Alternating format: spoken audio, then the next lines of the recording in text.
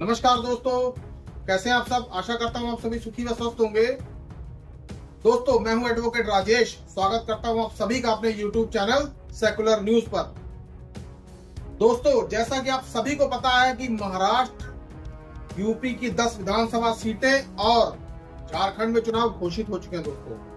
लेकिन दोस्तों, भारतीय जनता पार्टी और विपक्षी दलों के लिए महाराष्ट्र का चुनाव नाक का सवाल बन गया दोस्तों। अब दोस्तों, महाराष्ट्र में रोज नए नए घटनाक्रम बदल रहे हैं दोस्तों। आज एक एनआईटी और सीएसडीएस का एक सर्वे सामने आया दोस्तों। ऐसा सर्वे जिसे देखकर भारतीय जनता पार्टी को तो बिल्कुल भी अच्छा नहीं लगेगा दोस्तों। लेकिन आपको थोड़ा सा पीछे लेके जाना चाहूंगा। ऐसे ही सर्वे हरियाणा और जम्मू कश्मीर में भी किए गए थे, लेकिन आप सभी जानते हैं कि उन सर्वे के बावजूद चुनावों में नतीजा क्या आया दोस्तों।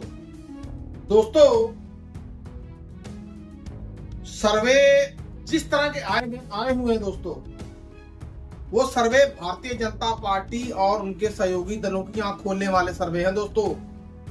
हालांकि दोस्तों, महाराष्ट्र एक ऐसी स्टेट है जिसे भारत की कैपिटल स्टेट माना जाता है दोस्तों।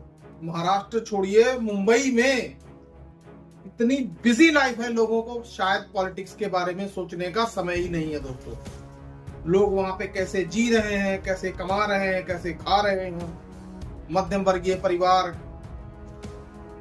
किस तरह से अपनी समस्याओं से जूझ रहे हैं दोस्तों।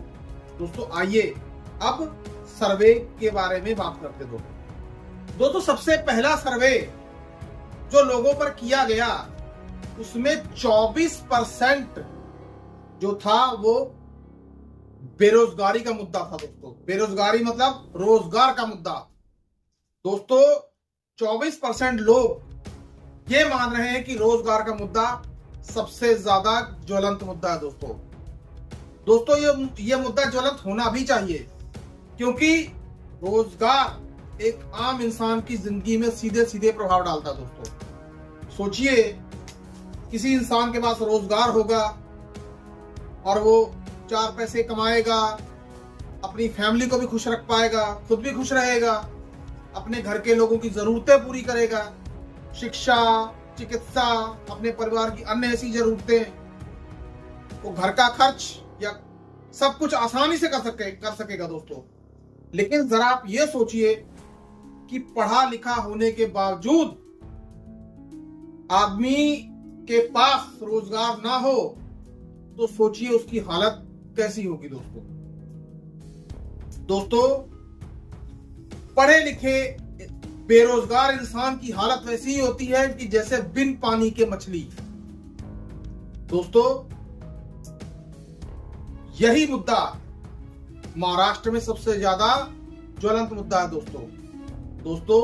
जिस तरह से बेरोजगारी की दर देश में बढ़ रही है दोस्तों, और जाहिर सी बात है, यदि देश में बेरोजगारी की दर बढ़ रही है तो महाराष्ट्र भी तो भारत में ही आता है दोस्तों। तो 24% लोगों ने बेरोजगारी या रोजगार को महत्वपूर्ण मुद्दा माना दोस्तों। यानी कि मतलब साफ है कि युवा को रोजगार चाहिए, उन्हें काम चाहिए, ताकि वो अपने जीवन यापन कर सके और अपने घर का खर्च चला सके दोस्तों। अब दोस्तों, उसके बाद मुद्दा था महंगाई का दोस्तों। 22% लोगों ने महंगाई के मुद्दे को मुद्दा माना दोस्तों। अब दोस्तों, महंगाई का असर सीधा सीधा महिलाओं से है। हालांकि महंगाई के दायरे में लगभग सभी चीजें आ जाती हैं दोस्तों। खैर, यदि हम पेट्रोलियम पदार्थों की भी बात करें तो दोस्तों, जब से भारतीय जनता पार्टी सरकार में आई है 2014 से, पेट्रोल के दामों के ऊपर हमेशा ही हाय तौबा मची रही है दोस्तों। यही भारतीय जनता पार्टी जब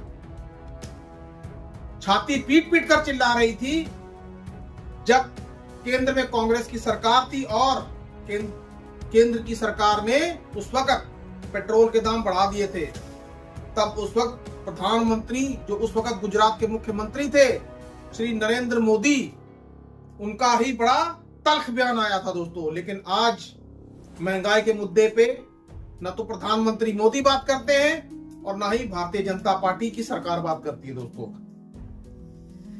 दोस्तों यदि गौर से देखा जाए तो महंगाई और बेरोजगारी के मुद्दे तो भारतीय जनता पार्टी के लिए है ही नहीं दोस्तों।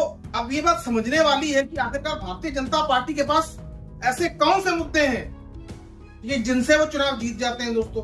अभी हम हरियाणा की ताजा मिसाल ले लेते हैं दोस्तों।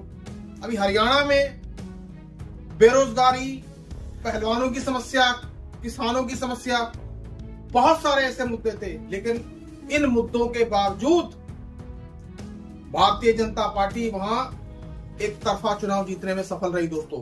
और दोस्तों खैर ये तो सभी जानते हैं कि चुनाव का ये परिणाम कैसे आया दोस्तों, लेकिन दोस्तों इस पर चुनाव आयोग ने भी कुछ नहीं किया दोस्तों।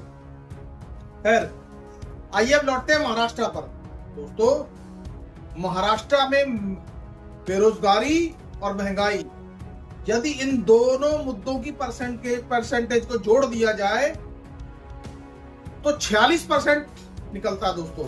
सोचिए महंगाई और बेरोजगारी से लोग किस तरह से त्रस्त हैं दोस्तों। आज का युवा नौकरी चाहता है, आज का युवा रोजगार चाहता है दोस्तों। आज की जनता महंगाई से राहत चाहती है दोस्तों। जब भारतीय जनता पार्टी सत्ता में आने से पहले भारतीय जनता पार्टी ने एक नारा दिया था, बहुत हुई महंगाई की मार, अब की बार मोदी सरकार। दोस्तों ऐसा लगता है कि ये नारा जैसे कहीं खो सा गया है दोस्तों। अब यदि गौर से देखा जाए तो गरीबों की थाली दोस्तों, गरीबों की थाली तो छोड़िए, यहां तक कि मध्यम वर्ग के लोगों की थाली भी सिकुड़ गई है दोस्तों। महंगाई की वजह से लोगों के घर का बजट बिगड़ चुका है दोस्तों।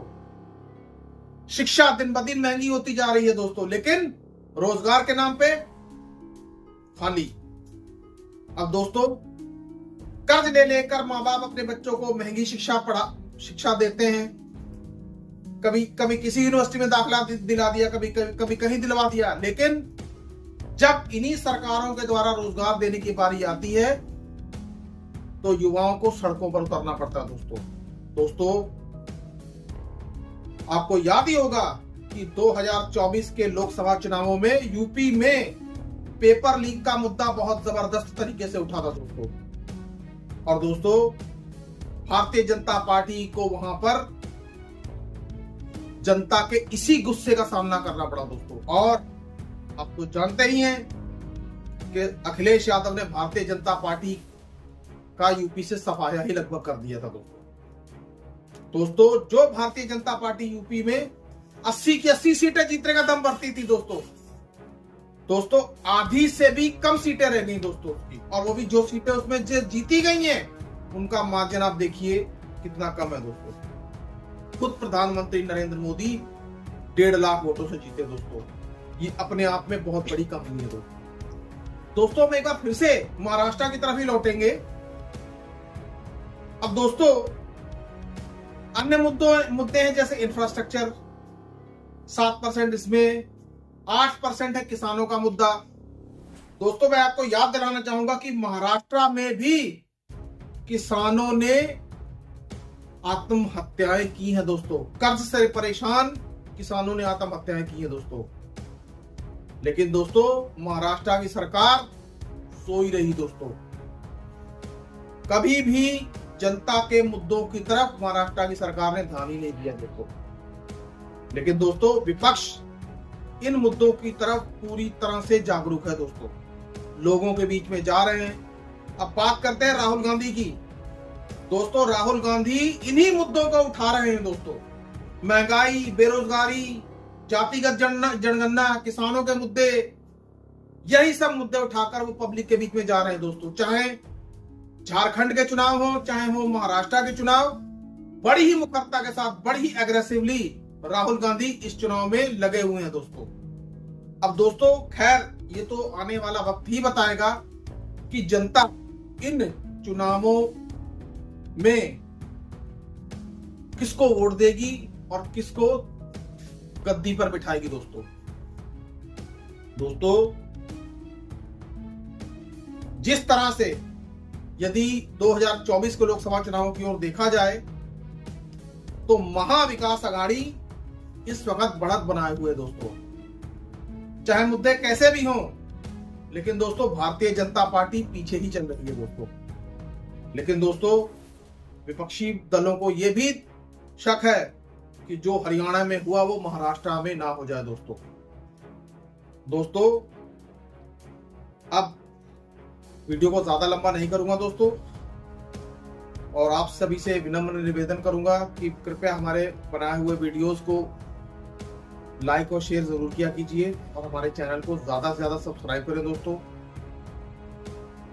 सुखी रहिए, स्वस्थ रहिए। जय हिंद, जय भारत।